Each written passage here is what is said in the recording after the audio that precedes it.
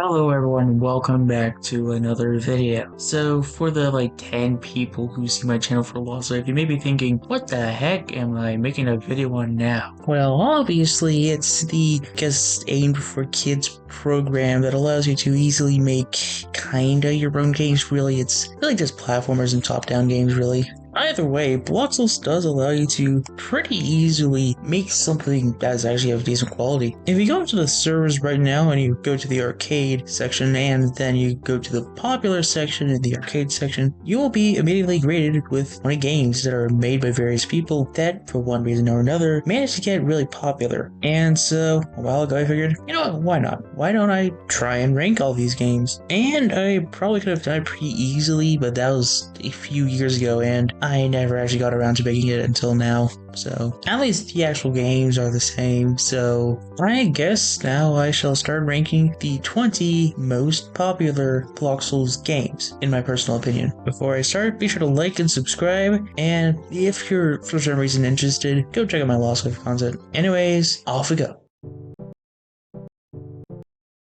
There isn't much to say about Super Speed. It's really short, the deco doesn't have much to it, the actual concept is underdeveloped. There isn't really a whole lot good to actually say about it other than the actual, few seconds of gameplay we get is too bad. But honestly, this is just a waste of space, especially on the popular tab. So many other games could have taken this one's place, but in the end, that just didn't happen. Anyways, I suppose we're gonna have to live with this one being in the popular tab for probably the rest of the time that the Bloxels servers are up.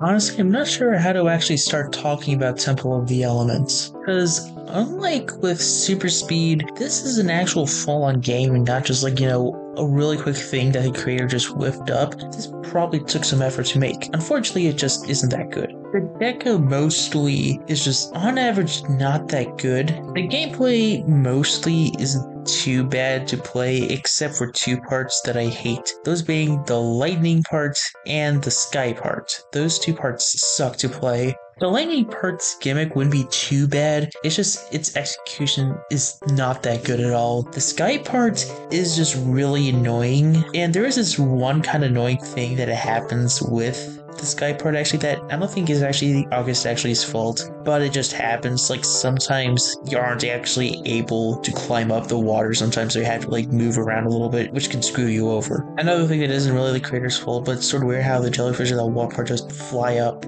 That's just kind of funny. Other than that, this game's mostly unremarkable. I guess the concept's kind of interesting. The story's decent, I guess. The actual story consists of this guy collecting a bunch of fragments for this ring or something. So bro ripped off Endgame, or no wait, Infinity War. One interesting thing to say is that the game was actually updated recently to include a message by the creator, who apparently came back just a few months ago. He basically noticed that his game was insanely popular and says that he plans to make an updated version of it. I'm honestly kind of hyped to see this, because this game does have a lot of potential, and hopefully, if it comes to fruition, hopefully it's good. There isn't a whole lot to say about Highway Madness. It's in a similar book to Super Speed, where it's really short and it only has a single concept. Highway Madness does do it better than Super Speed though, in a lot of ways. First off, the concept is actually pretty unique. A dropper is a pretty cool thing to actually add into Bloxels. Its execution is okay, nothing super special. There's also a small story to it. The guy's late for work, but not a whole lot to say, honestly. Other than all of that, this game falls into the exact same trap that Super Speed does. It's short, doesn't have great deco. Overall, I can't put it any higher than this. You may be looking at the gameplay on screen and you might be thinking something along the lines of, hey Dabba, this actually looks pretty good. Why is it so low? And, well, I suppose we'll get the positives out of the way. The deco is pretty good. That's probably the best thing about it, really. Its story is okay. If you want to get this over with in your completion, then you could just grab one of the flight orb thingies and just fly your way up to the finish. And that's probably the best way to play, since this gameplay in this game sucks. if you're trying to go through this game like you're trying to do, follow the quote-unquote quests as well as possible, it's stupidly annoying to do that. I also gotta give some special attention to the ending, because, after you get done with that crappy boss fight, it's not fun to play at all. You're greeted by the mage as well as a few other characters you've seen throughout this game, and mage says to you, you should make kindness your quest. It's so wonderful that you did all these nice, kind things. Meanwhile, I'm sitting here like, I don't even know who two of these characters are. I don't even recognize them. Obviously, also, I don't think I really learned kindness from this game. Like, maybe I learned how to deal with a group of weird invading people who are trying to hunt your species to extinction, and also being a dictator to some other people. Kindness, not so much. I'll give credit to the creator, since clearly the creator worked really hard on this game. It's really big, and there's a lot of pretty good deco. I just wish there was more effort put into the gameplay, and maybe a little bit of the writing and story.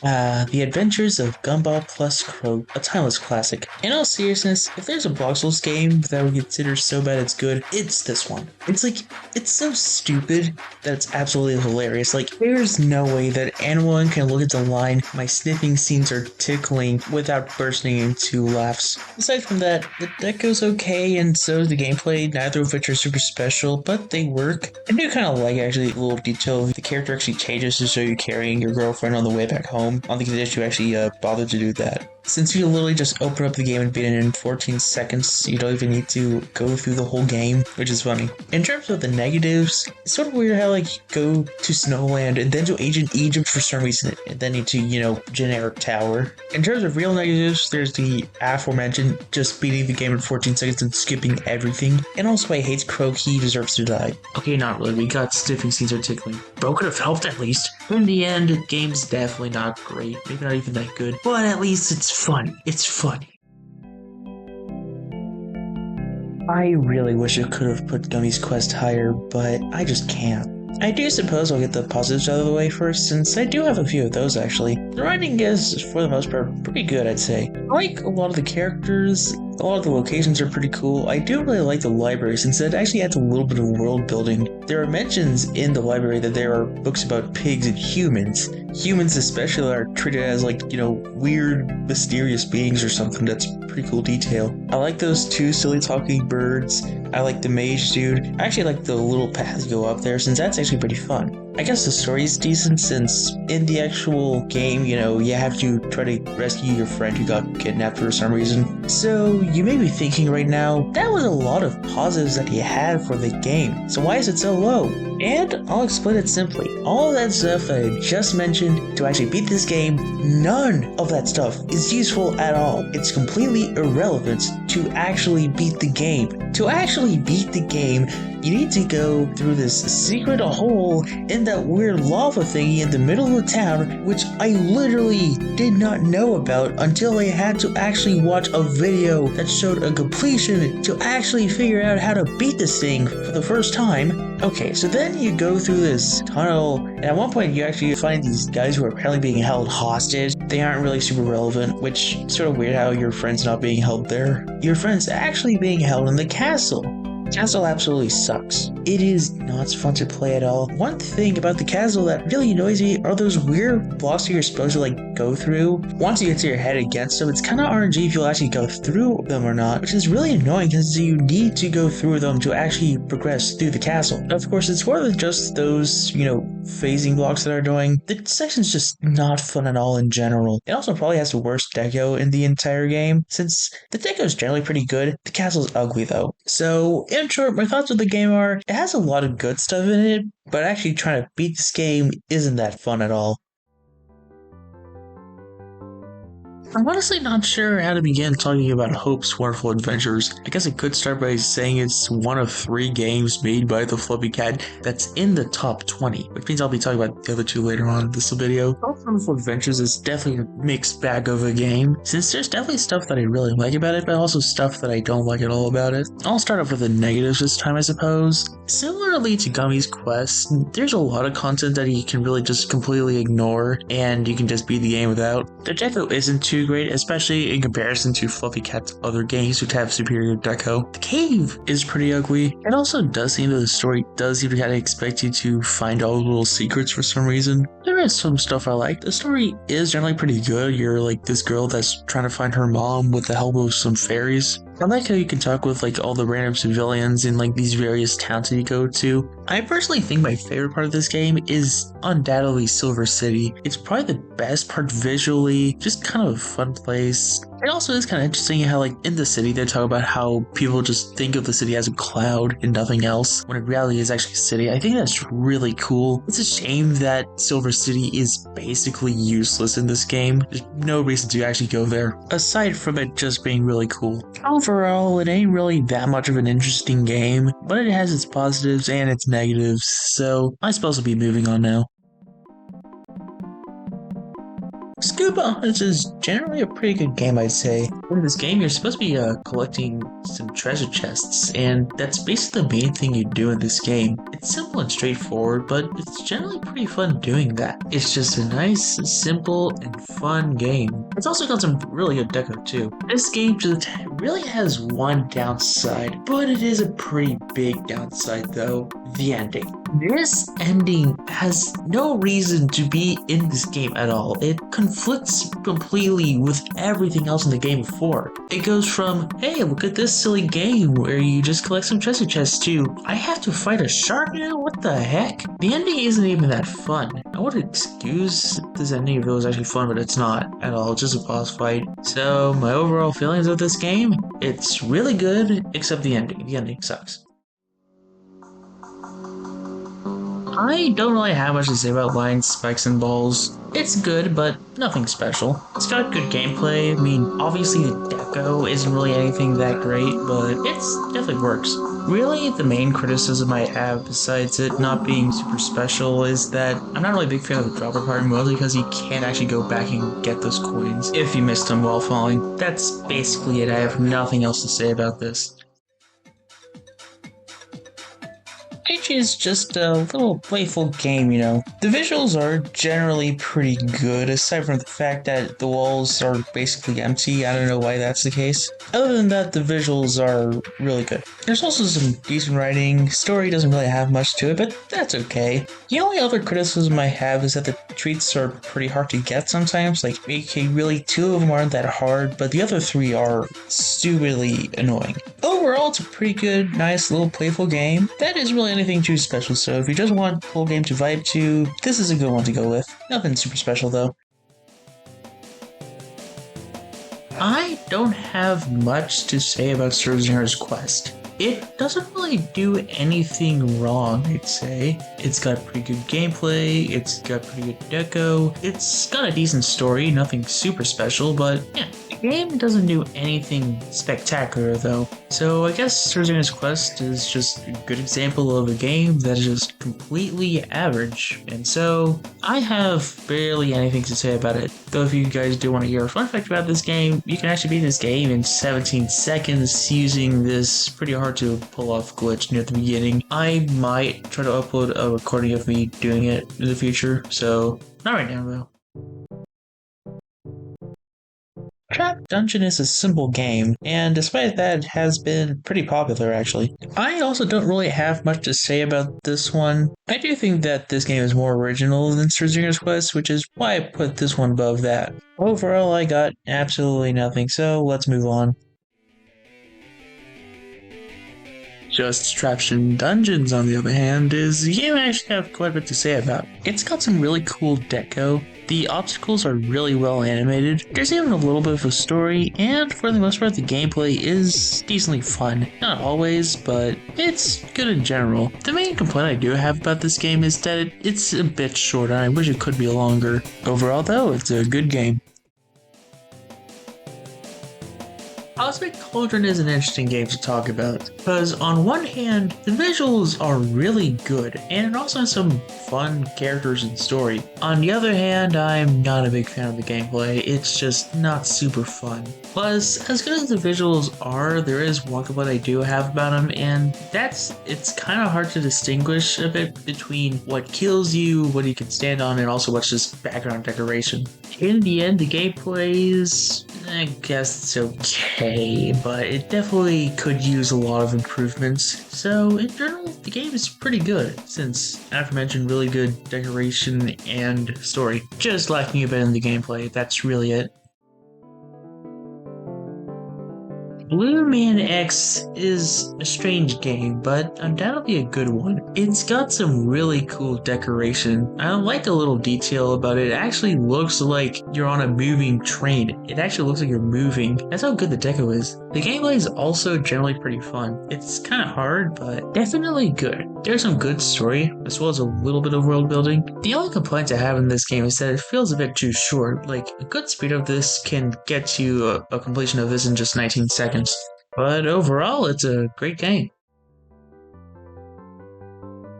Chef Pepperoni is a pretty fun game. It's got some pretty good deco, it's pretty fun gameplay, decent writing. It's got the pizza maker thingy at the end, which is really cool actually. It's pretty smart use of Bloxels features. This also might be the only game across the entirety of Bloxels that actually has a good use for the delicious ending. I mean, there are some segments of the gameplay that have some slight annoyance to them, but that's the only criticism I have of this game. There are just general other better games ahead, but overall, this is a great game. Cosmic Cavern is basically Cosmic Cauldron, but better. Every single positive that you could apply to Cosmic Cauldron can be applied here, as can the negatives, but to a way lesser extent. The gameplay is significantly improved. I also think generally the deco is actually a little bit better too. The only downside to this game is that I think it's a bit too short. I was literally able to do a run of this in just 38 seconds, so I think this game could have had some more content. Granted, Cosmic Cauldron might have had more content since I kept on dying at the same spots over and over again, but, you know, point stands. Either way, this is a great game. For a long time, this has consistently been one of my absolute favorite Bloxels games. And for great reason, of course. A lot of the writing is really good. The gameplay, for the most part, is an absolute blast. I absolutely love speedrunning this game. Yeah, if you want to ever take a hand at trying to speedrun Bloxels, this would be a great game to start with. Of course, playing it normally is also really fun. Overall, this game is a banger. I only have 2 complaints with this game. One, the fire section isn't that fun actually. That part sucks, but fortunately it's easy to skip by just, clipping through the ceiling right before the fire part. The other complaint is that I don't think much of this decoration is actually that original. It's just taken from the asset packs. Despite those 2 issues, however, this game is a blast.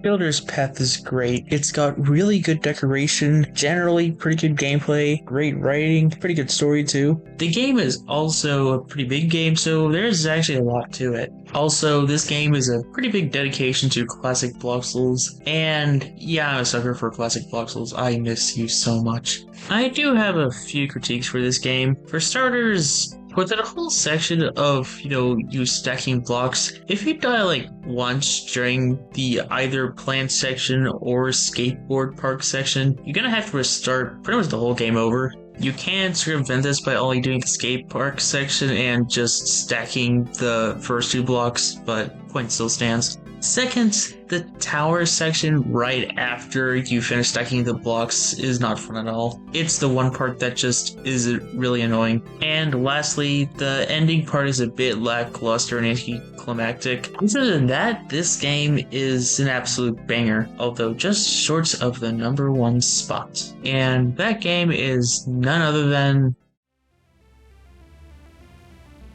Honestly, when I first started making this video, I didn't really expect this one to be at my #1 spot, but, well, here we are today. Unlike all the other games on this list that are just, a standard linear game, this one is actually an open world one. Beyond that, the game also has some really good decoration, and the gameplay is, in general, pretty fun actually. Since there really isn't an end goal for this game, you can really just, skip entire sections if you want to, and play the game however you want, really. I think what ultimately won me over with this game was just, honestly, how fun it was to just explore this entire game. Heck, I'm sure I didn't even get every single part of the game down. I think I've gotten most of it, but well, yeah, I'm rambling on a bit. Overall, I can't really fault this game on much. I mean, sure, not all the gameplay is super fun, but overall it's a blast to just go around, see all the little areas, the occasional cool details, like, I should probably mention the little claw monster thing, that's just cool. I don't really have anything else to say about this game, so if you've got the time, go play it. It's a great game.